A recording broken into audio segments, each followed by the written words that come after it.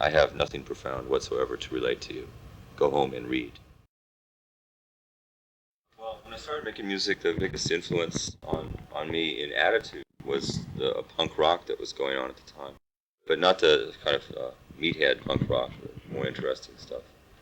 Um, but I didn't want to have anything to do with the conventions of three-chord rock music. And I had also learned from the kind of examples of music that I'd been listening to, like even from Brian Eno to Throbbing Gristle to SBK to all these other groups that were making things then, of the importance of sound. So I started with a really limited ability to play the bass. I started working out ways to play these kind of fat chords to build rhythms, and then I started just learning how to make tape loops and working with drummers, giving them a basic idea of what to play, and working with taped sounds coming in and out, and then using a guitar more as sheets of sound rather than as a melodic instrument. But not from any really intellectual standpoint, just more from wanting to make a sound that completely overwhelmed me or the listener, and that kind of filled me with joy. A lot of people see this dark and ugly, but to me I see it as joyful. But so so that was just the impetus, really. And I was not really a musician, but I wanted to make these sounds, so I started doing it. And as time progressed, we started to get some audience, and because we were heavy and powerful and those kind of things, we started to attract a really kind of stupid element, which I thought was these young boy metal rockers, And that coincided with touring a lot and realizing that it was a limitation to be dependent on being loud and being aggressive all the time. So I started to work with things like an acoustic guitar, or just a piano, or other simple elements, and try to learn how to make something happen without being dependent on those elements. Not that they're bad in and of themselves, but just I didn't want to be dependent on those things. So we did a tour of Europe, and we would sometimes, when we encounter a club that had a tiny little, like we toured Eastern Europe, for instance, and they had no PAs to speak of at all. They would just have a Fender Twin for us to sing from. So we could either play the music very loud and hear no vocals, or we could adjust the entire approach and make something happen. So we did. The drummer would play just a snare, and the bass player would play an acoustic guitar, etc. So we started to just work that way. If the situation was such that it couldn't handle what we normally did, we'd do an acoustic set. So it just led into other things. And then, of course, with Jarbo's influence, she being more of a kind of trained musician and things, and having a really great voice, I started to incorporate those elements as well and learn from them.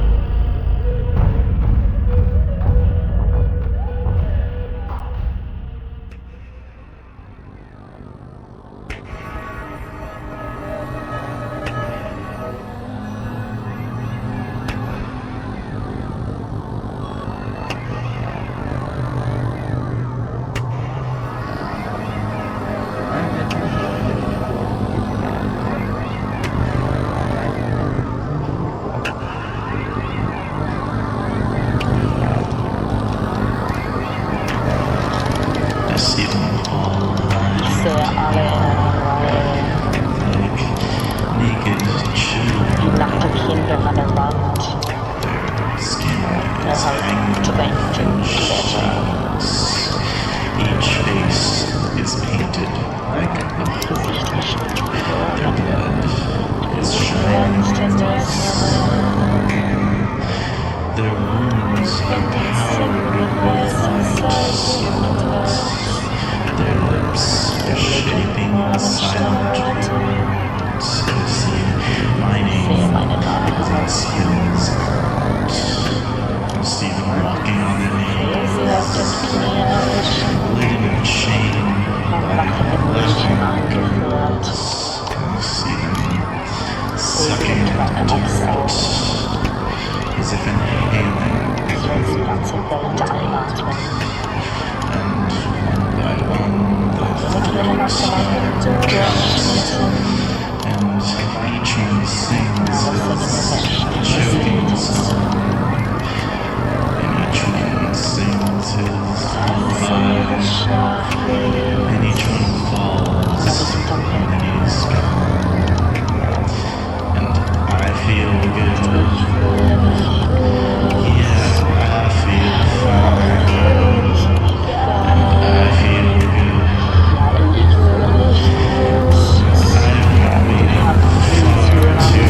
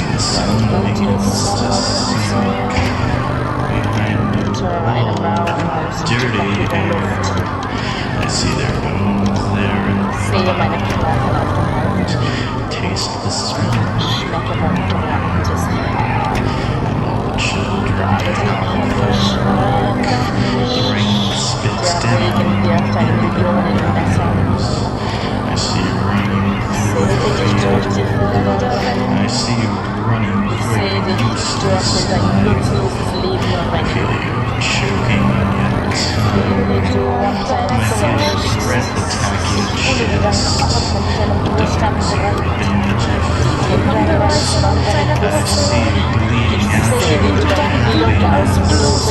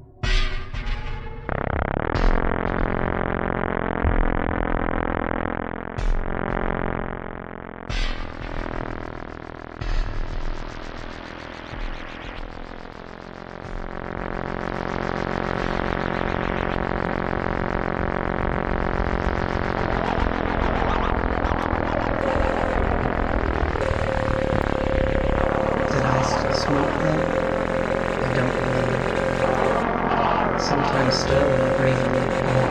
Please, service my conscience. The filter of the cigarette is somehow defining the corner of her mouth. It doesn't matter now, does it? Her mouth forces the air through past the cigarette. She draws me in with the heat and the pollution. Exhale. The breath whistles in and out from her shaky arms. I am smoothing the skin of her hand as she whispers these things Perhaps in my I ear. also became something. The smoke is kissing my earlobes. Her eyes are dark shadows. And I can't remember my own name.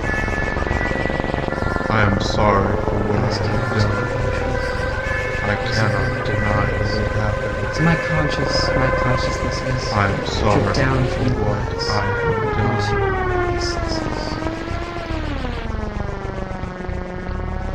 The Santa Sienna sunshine.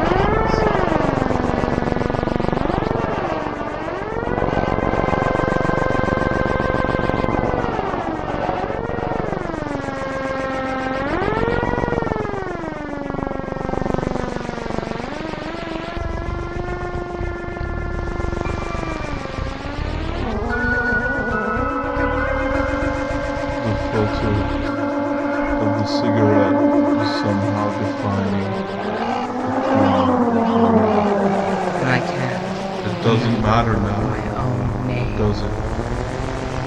Her mouth forces the air through There were rocks past the that cigarette. scattered from beneath me and fell down. She draws me into the in and with while, the heat and the while I pollution. believe that I Whistles in suffer and out victim from her shaky arms. I am smoothing the skin of her hand as she whispers these things in my ear. The smoke is kissing my earlobes. Her eyes are dark shadows.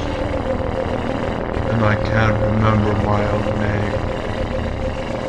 I am There were sorry rocks for what I have that done. scattered from beneath me I can't. and fell down. I am sorry for what I have done.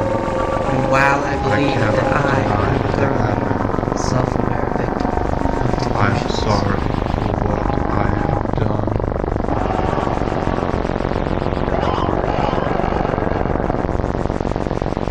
I cannot deny that it happened. I cannot deny that it happened, and I can't remember my own name.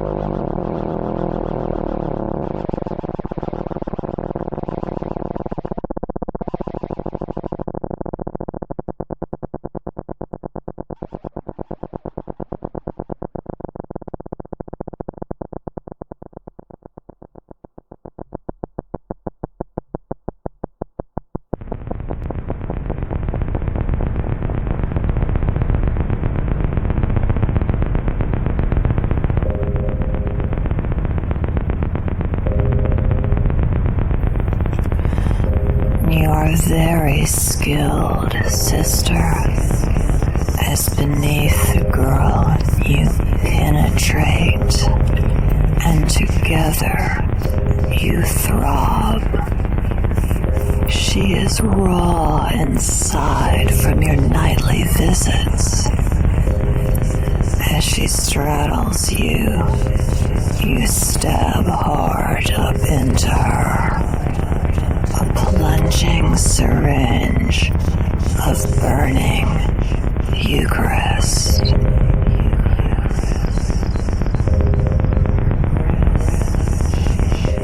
Her breasts so chafed and tender that she winces even as she swoons in beatitude, when like the Lilith you are, your teeth rip into her without mercy in your own, now anxious, need.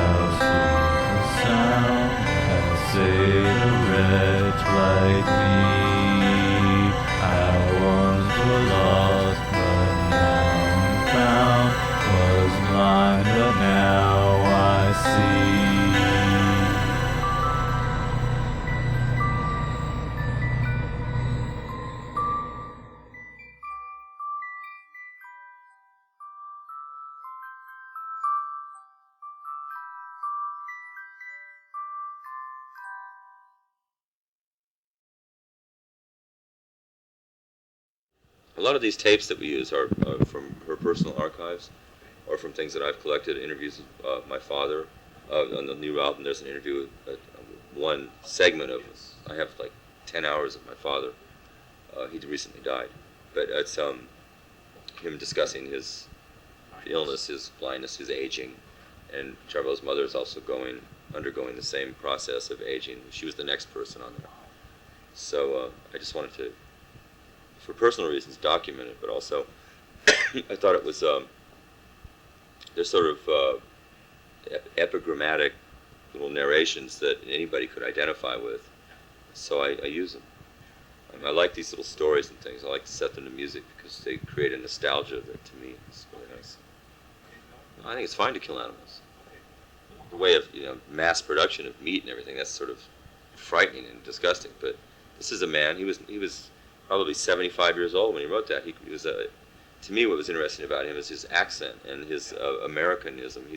He was the sheriff of this little town in Nevada, and every day he would go out hunting, and he didn't just kill. He probably dressed the meat and ate it himself. It was a way of life. He came from more of like the early 1900s or late 18th century kind of way of thinking about America. He didn't die till he was 95 or something. So I see nothing wrong with him going out and killing a deer. He was just matter-of-factly discussing it. I don't usually try to make a point with something, even with lyrics. I don't try and teach or make a point with something. It's usually more the atmosphere of the thing or the psychological aura surrounding it that interests me more than the specific content of what's happening.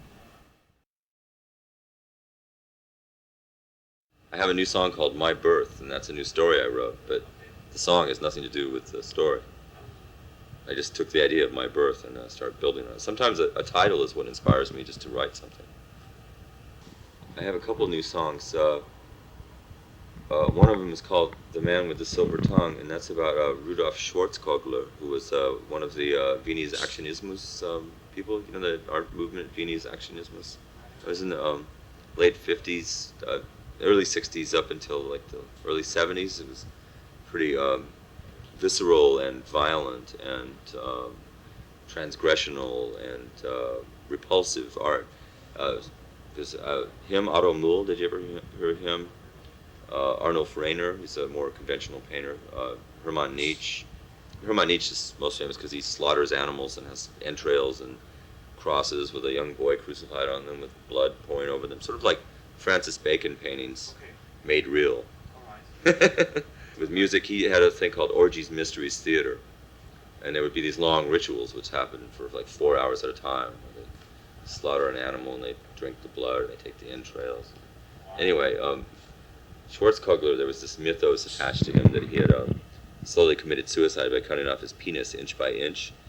It's not true. But he made these series of photographs of performances, which this is way before performance art. These are more things that were just rituals, right? Where they were just this really strange images, like his face is wrapped in gauze, he has electric wires coming out of his nipples or something, and his penis is in the mouth of an eel, and his body's covered with white powder. They're just really strange and kind of terrifying images. Well, anyway, so I just wrote a song in sort of an ode to him. He killed himself by throwing himself out a window, but not by cutting off his penis. And then I wrote another song recently called The Garden Hides the Jewel, and that was a little tribute to the last piece of art that Marcel Duchamp ever made, called Étant Donné, that? So it's this one where you look through the big wooden door, and inside you see this beautiful landscape. There's a naked woman lying in there. You just see her body, you don't see her head. And she's lying in the twigs and things, and it's just really beautiful landscape. And so I just wrote a little sort of dream images about that. It's really a nice piece. There was a time when I was watching a lot of televangelist preachers, and I was sort of enthralled with their ability they were great rock performers, like Jerry Falwell and Jimmy Swaggart. And to me, they were amazingly electrified rock performers, the way they'd work up a crowd. And so I started listening to their language and taking some of their language, because it fits with rock music, that kind of incendiary performing. And but also, I didn't want to just mock Christianity or or be negative about Christianity, because that's sort of a dumb alternative rock thing to do, and it's kind of predictable. So I took the things that I thought were valuable and just twisted them a little bit and used them as an excuse to get into that frame of mind. I'm not religious in any conventional sense at all, but the things I seek in music maybe are kind of spiritual or transcendent, or I'm too cynical, I suppose, or too maybe selfish or something to be anything. So I tend to gravitate towards the thinking about everything being equal. And this is too abstruse. Thinking about the life force, or the molecules that inhabit all things, are transferable. That I know that our body is constantly changing, that it will eventually rot, and then as it rots, it will transmute into something else, and that nothing is stable. Nothing is really has an entity in and of itself, except the entire universe, which is constantly feeding and shifting and drifting back into itself.